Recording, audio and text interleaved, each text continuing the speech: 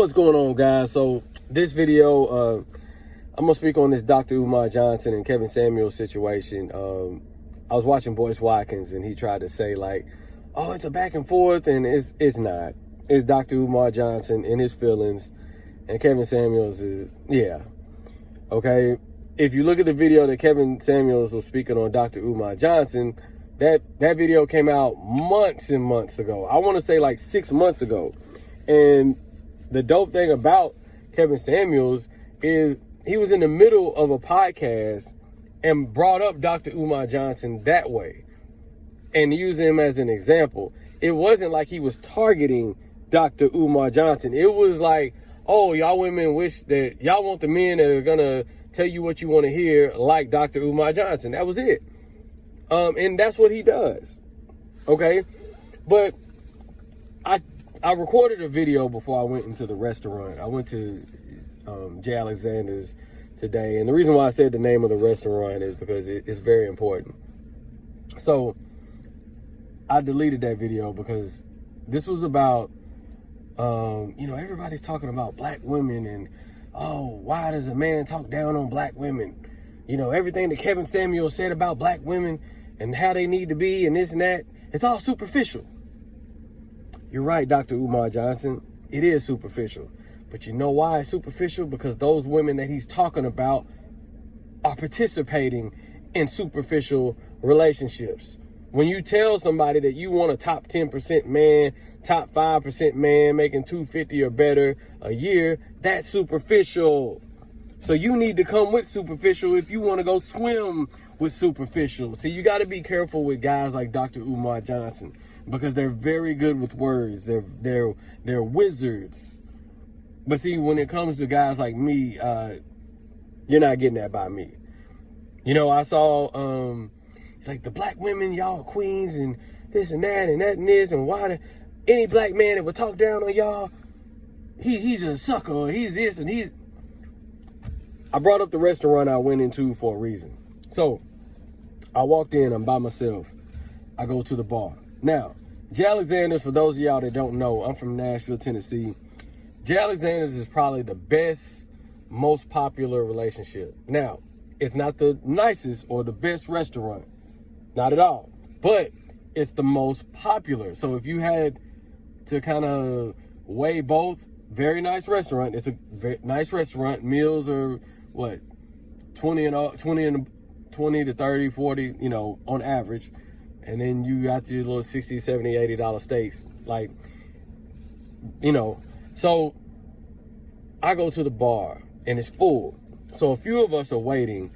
So some people leave and the two people that were in front of me, they're seated. So fast forward, this white couple is bagging their food. So I'm looking at this couple. I'm about to sit at the bar where they're sitting. I noticed these ladies just walked in the bar 5 minutes before that, and they're like, oh, they're about to leave. They're about to leave. So they literally just walked in. So one of the women, the black woman, stands next to the couple. Oh, you're okay. You're okay. You're okay. Like literally like 3 feet away from these people while they're trying to, gather themselves and get up, and she's just right on top of them. Okay. Now they walk off. She sits down. Okay. I grab the other chair and I say, and I get ready to sit down, and she was like, oh, we're about to sit here. I was like, ma'am, I was here before you guys. Matter of fact, all of us were. It's about 5 of us back here waiting. She's like, oh, no, I've been waiting. No, my name was down. I was like, ma'am, there's no name list for the bar. Oh, there's no name list for the bar? No, ma'am. I come here every weekend. Oh, well, normally when people, this is where they come. I had my name down, and this is where you were sitting at is where people sit whenever they're waiting on the table. No, ma'am, because due to COVID regulations, they ask people to sit outside if you're waiting for a table. If you're waiting for a bar, waiting at the bar, you can sit in the area by the bar, and it's a seating area 6 feet away from the bar. And at that time, they only utilize that for people waiting for the bar. I'm there every weekend, so I know this. This is a woman who probably just showed up for Mother's Day. But I said, ma'am, I was here before you. Oh, well, we was here first. And no, ma'am, I'm just not going to breathe down a person's neck. And then she just kept going on and on. Like, and I was like, you know what, ma'am, have a good day. And I walked off. And she's like, well, you can do this. You can do that and wait on the next one. I was like, no, ma'am, this was my turn. But have a good one, though. And she just kept trying to talk to me. I was like, no. See, why didn't she just say, oh, I'm sorry. I did not know. Here you go. You know what I would have probably did? You know what? It's Mother's Day. Y'all got it. But I'd already been skipped by somebody. So I was like, nah, I can't let that happen again because I was hungry. So 3 white men walk in. Oh, no, 2 white men walk in. And another table gets ready to, another couple gets ready to leave. They're already over there. They said, oh, they're leaving. I zoom over there. You know, I walk over there and I'm like, about ready to sit down. I was like, sir, I was here first. We've all been waiting. And they're like, oh, man. Well, it's 3 seats right here. Is it, because what happens is, since it's COVID, they divide the sections up in the bar. And somebody was being trifling earlier and moved a seat to break up the seating and had 3 seats in a section. I could have said, no, I want to be by myself. But you know what? He asked me and said, hey, can we sit in these 2 seats? He said, I'd appreciate it, man. I said, yeah, just sit next to me. And it was that. Just like that. Like, the guy gave me an option to say, hey, go back to he gave me an option to tell him that you can't sit with me.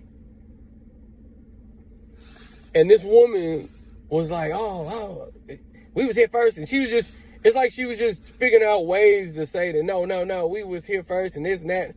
Ma'am, no, you weren't. We've been here. And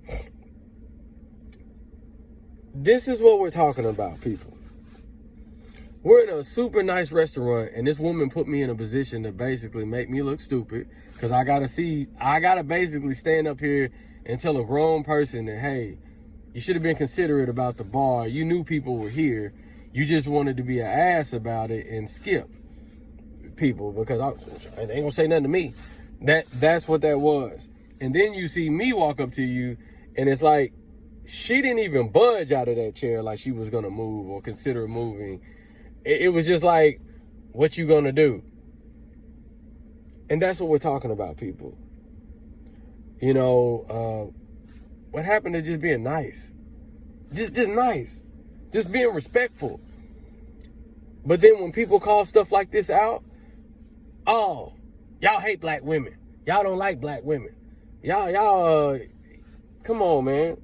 No, it's not that. We just want to be treated right. Where's the fairness? Where's the, you know? And it's just interesting, man, when I see situations like this, because